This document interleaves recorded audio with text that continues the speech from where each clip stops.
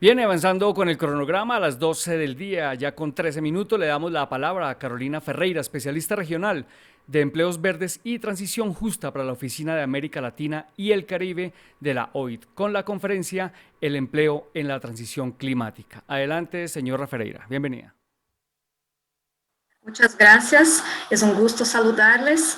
Bueno, yo también soy lusófona, entonces perdón por mi portuñol, pero creo que es una oportunidad muy única de hablar con ustedes sobre una transición justa y los empleos.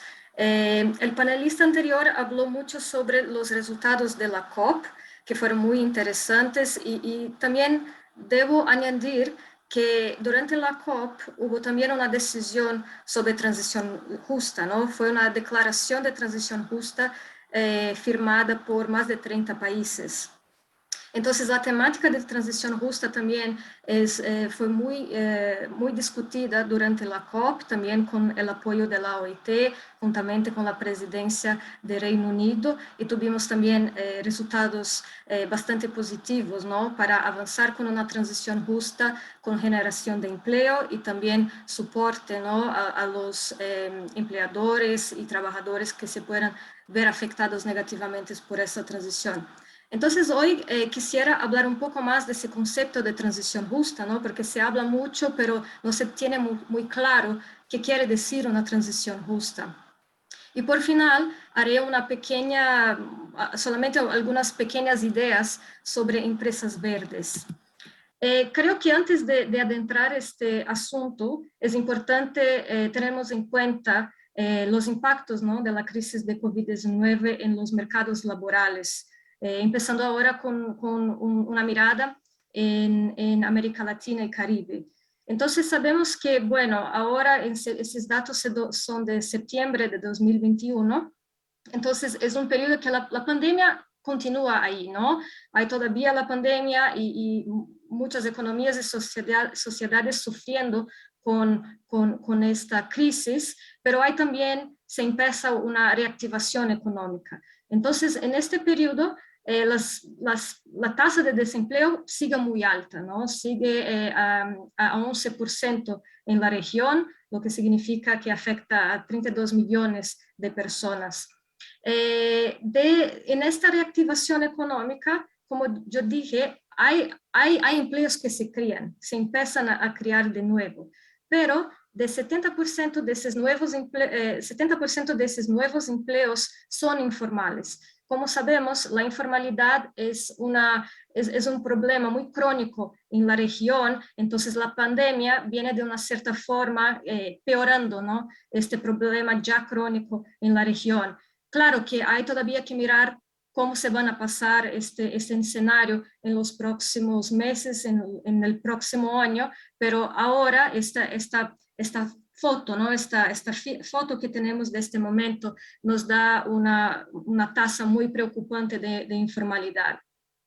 Además, la pandemia no afectó a todos de la misma manera. Tenemos que las mujeres, los jóvenes y también personas menos calificadas fueron desproporcionalmente afectadas por la pandemia en términos de pérdida de empleo y consecuentemente pérdidas también de ingresos, ¿no? Entonces, en este contexto de reactivación económica, es muy importante tener en cuenta políticas y medidas que estén centradas en el ser humano, políticas también que lleven en cuenta la parte social y que sustente la creación de empleos formales. Ahora, tal vez para mostrarles algunos datos específicos para Colombia. Tenemos que en el país, de febrero a abril de este año, tenemos una tasa de desempleo muy alta también, que es más grande que la tasa para la región, de 15%, con una disminución de ingresos reales a 11,6%. Las mujeres, como yo decía, son más afectadas porque son normalmente la población que está más involucrada en la economía de cuidados, ¿no? en los hogares. Entonces, se ven muy afectadas en términos de pérdida de empleo e ingresos. También hubo una disminución significativa en términos de horas trabajadas. En Colombia está en 37,8%. ¿No? Y eso es algo global, ¿no? Con las medidas de limitación o los que se llaman los lockdowns, ¿no? Hubo una pérdida importante también de horas trabajadas.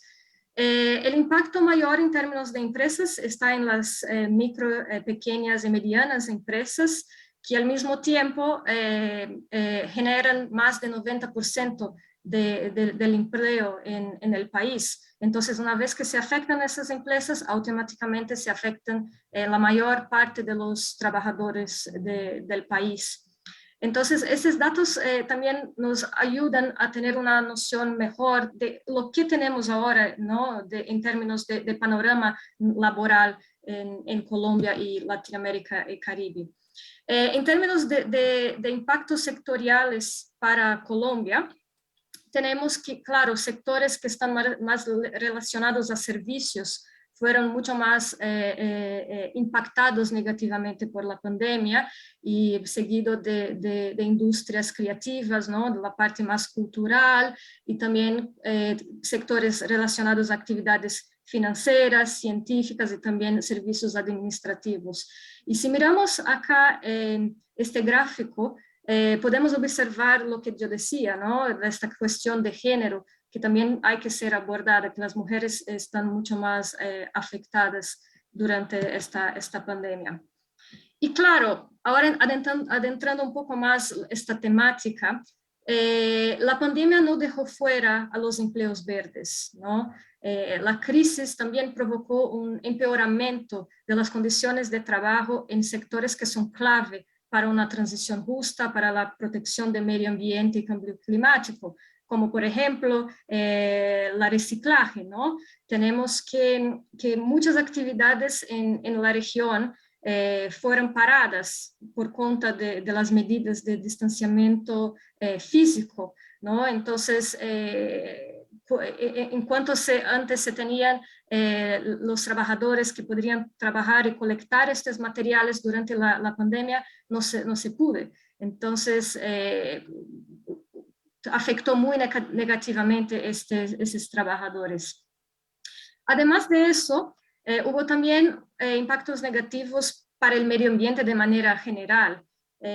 Como no habían servicios de fiscalización en muchos países de la región, hubo un aumento de actividades ilegales, como de deforestación, minería ilegal, además de la disminución de reciclaje que yo comentaba, ¿no? Y todo eso, claro, genera una presión muy grande en los ecosistemas y recursos naturales, ¿no? Si antes de la pandemia ya se habían amenazados, con la pandemia tuvieron un peoramiento, ¿no? de esta situación. Y les recuerdo que un medio ambiente sano es clave para los empleos, no solamente empleos que llamamos los empleos verdes, pero para empleos y el mercado laboral de una manera más general. Solamente para Latinoamérica y Caribe tenemos que 19% de todos los empleos dependen de servicios de los ecosistemas, como por ejemplo lluvias, suelos fértiles y ese tipo, ¿no? de recursos naturales que se necesitan para actividades como agricultura. Y además de eso, hay también el facto que mismo si tenemos acciones que nos ayuden a cumplir los objetivos del Acuerdo de París, tenemos que 2,2% del PIB de la región será afectado negativamente por el cambio climático, ¿no? Mismo si llegamos al límite de 1,5 grados hasta 2030, vamos a tener un impacto significativo en el PIB de la región si no se toman las medidas adecuadas para eso hasta 2050. Pero no todos son malas noticias, ¿no? Con esta reactivación económica y también los planes de recuperación, tenemos también una oportunidad de promover una recuperación ecológica y también rica en empleo. Y quisiera compartir con ustedes algunos datos de la OIT. Entonces tenemos que un potencial de creación de empleos netos en América Latina y Caribe de 15 millones de empleos. Y les explico un poco cómo llegamos a estos datos. Bueno, de un lado, hay sectores que serán negativamente impactados por una transición hacia economías de bajo carbono, ¿no? Entonces, sectores que son muy poluentes y que tienen una contribución muy significativa para las emisiones de gas de efecto invernadero, habrá una pérdida de empleos de 7,5 millones, ¿no? Entonces, en sectores como electricidad con combustibles fósiles, extracción de combustibles fósiles como el carbón y también la producción de alimentos de origen animal. E incluso eso fue también un punto que se discutió bastante en la COP26 y creo que será una temática que se discutirá en la próxima COP. El rol de la agricultura, ¿no? de las actividades en ese sector para el cambio climático. Todavía hubo, como decía el panelista anterior, hubo una declaración para los bosques, pero no mucho se habló sobre agricultura. Entonces, esa es una temática que se va cada vez más tener un rol y un lugar más importante en estas discusiones climáticas. Y si de un lado tenemos estas pérdidas de empleo, del otro lado también tenemos sectores donde se puede crear empleo, que tienen un potencial de generación de empleo que es muy importante, como por ejemplo en la agricultura y producción de alimentos a base de plantas, electricidad renovable, silvicultura, construcción y manufactura verdes, ¿no? Lo que generaría esa ganancia neta de 15 millones de puestos de trabajo hasta 2030. Entonces, es un panorama positivo, pero hay que también tenerse en cuenta que hay que apoyar y hay que apoyar de una manera adecuada las personas y los sectores y empresas que serán negativamente afectadas por esa transición. Entonces, esas medidas de transición justa y esos planes de recuperación verde tienen que ser adecuadamente diseñadas, ¿no? Y contar también con el diálogo social, que para la OIT es algo muy importante y que apoyamos mucho a los países también a promover dicho diálogo social. Solamente para recordarles que la OIT es la única organización del sistema de Naciones Unidas que es tripartita. Entonces tenemos en nuestro cuerpo de gestión de la OIT gobiernos, pero también representantes de trabajadores y empleadores. Entonces quisiera mostrarles, hablar un poco más, no voy a tener mucho tiempo para aprofundarme en esta temática, pero se necesitan instrumentos, ¿no? Para esta transición.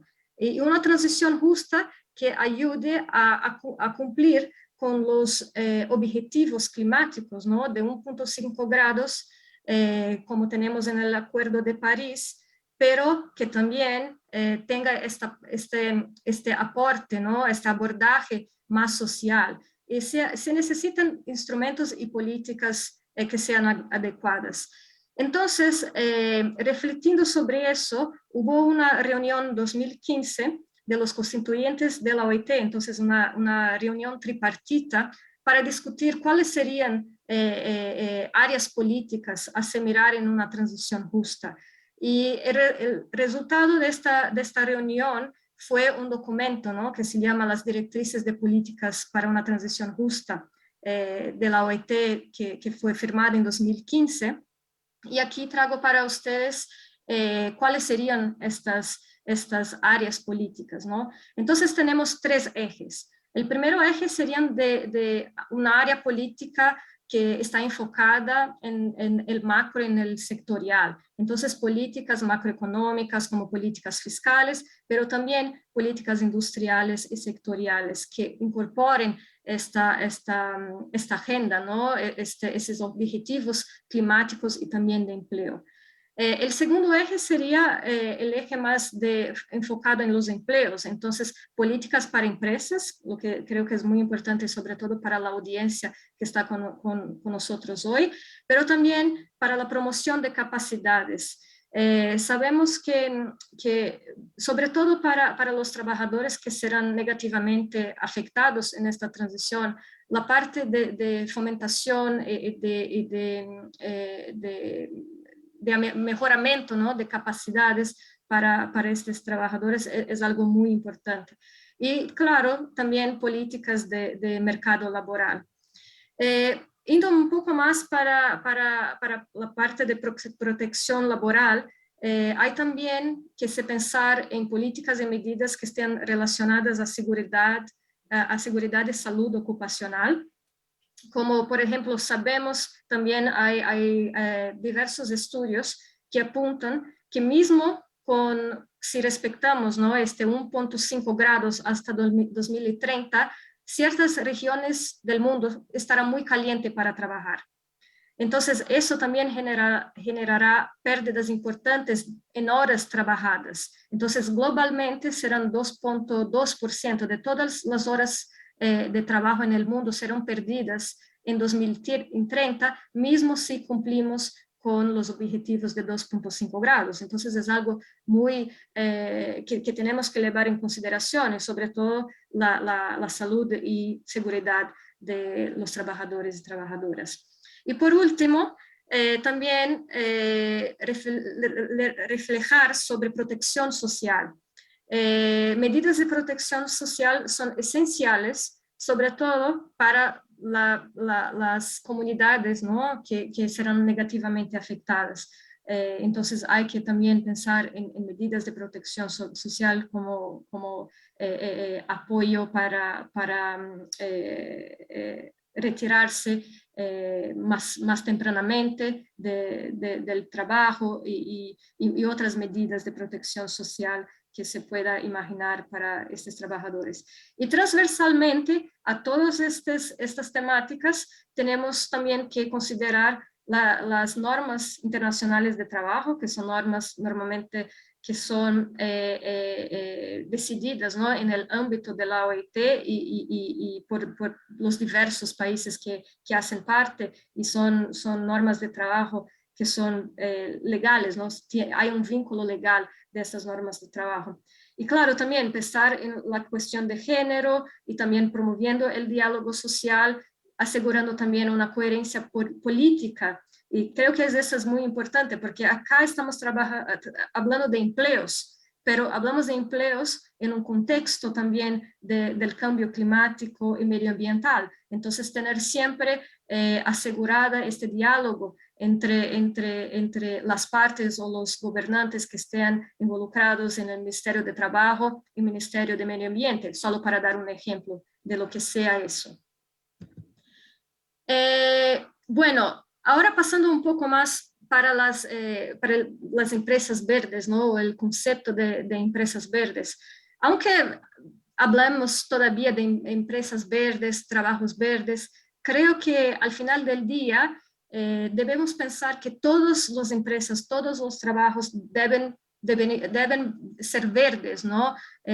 Si quisiéramos llegar a estos objetivos que están en el Acuerdo de París. Entonces, desde mi perspectiva, creo que tener esta separación entre lo que es verde, lo que no es verde, es útil en este momento, pero indo más adelante tenemos que tener en consideración que lo ideal sería que todas las empresas y todos los empleos fueran verdes.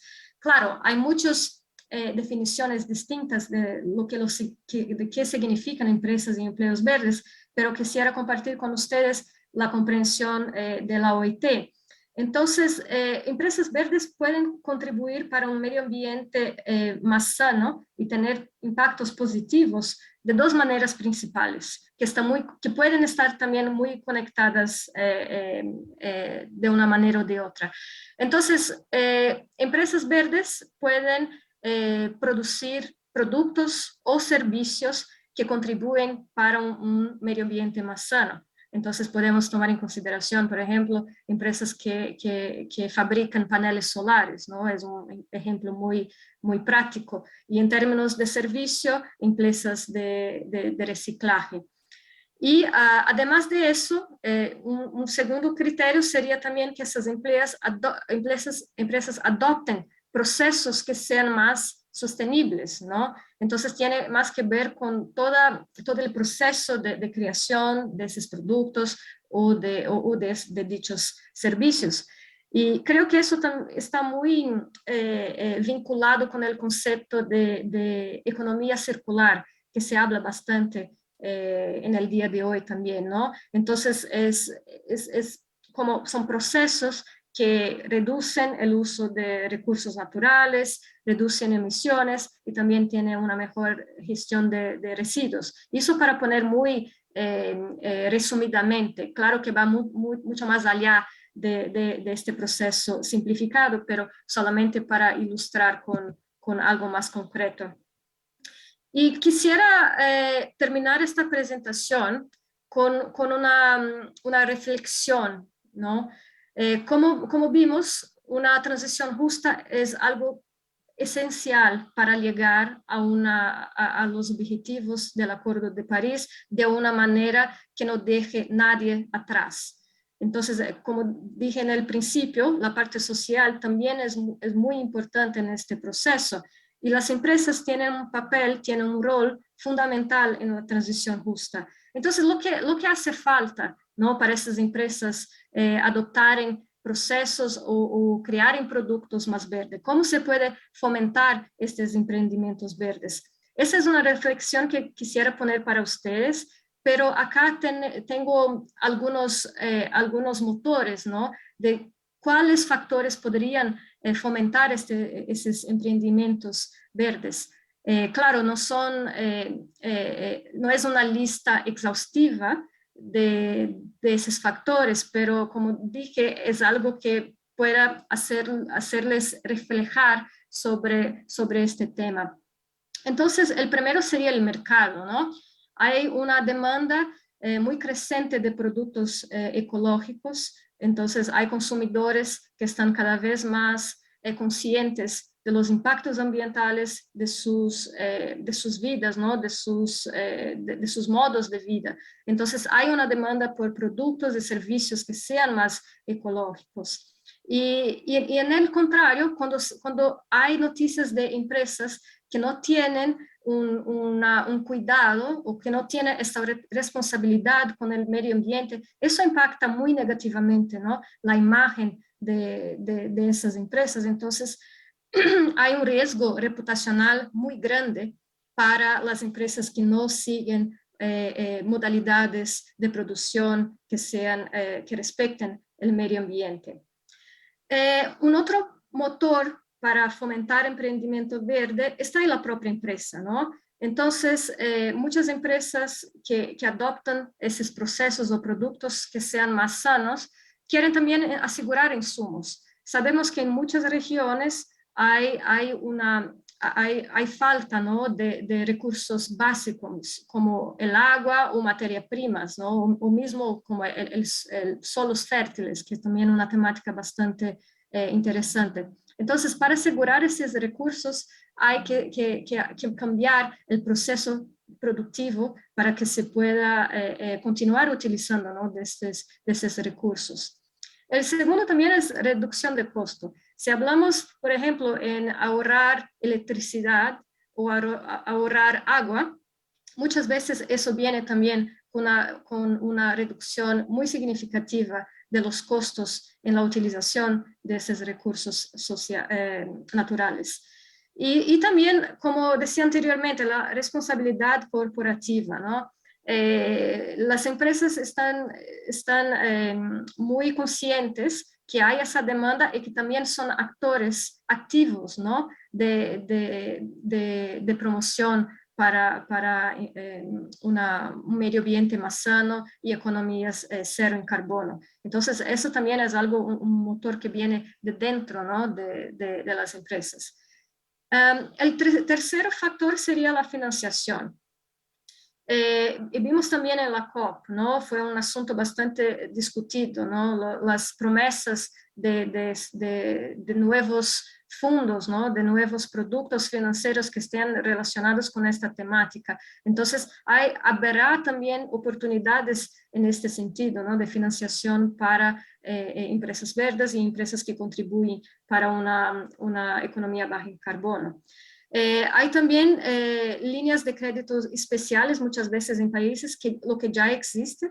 Entonces, para aprovechar esas líneas especiales para este tipo de producto, muchas empresas ven eso como un incentivo, ¿no? para esverdear sus procesos y productos. Y por último, pero no menos importante, está el gobierno, con regulaciones, políticas y subsidios que pueden ayudar a ir en este sentido, y también contratación pública sostenible. Muchas veces en la contratación pública hay criterios muy específicos que llevan en consideración esta parte medioambiental, y que es también como un modo del gobierno enviar un mensaje para el mercado que el gobierno está interesado en este tipo de producto. Entonces, eso también es un punto importante. Y claro, inversión público y privada. Como vimos en esta COP, hay claro los comprometimientos de los gobiernos, pero hay también muy crecientemente un comprometimiento del sector privado para esas inversiones, para este tipo de oportunidad, para este tipo de trabajo. Entonces, lo que quisiera compartir con ustedes hoy es eso. En términos de empleo, una transición justa puede sí crear oportunidades muy interesantes y con una creación de empleo que es bastante significativa. Pero también eso tiene que ser hecho de una manera muy coordinada, con diálogo social, ¿no? Con las diferentes partes que estén envolvidas en este proceso. Y claro, eso no deja fuera a las empresas. Las empresas son actores muy activos en estos objetivos para el medio ambiente. Entonces, con eso, termino mi presentación, dejo acá también mirando el tiempo ahora, y bueno, sí, yo sigo disponible también para retomar partes bilateralmente y continuar este intercambio si les interesa. Muchas gracias. Muy bien, siendo las 12 del mediodía con 41 minutos, damos las gracias a Carolina Ferreira por su magnífica intervención.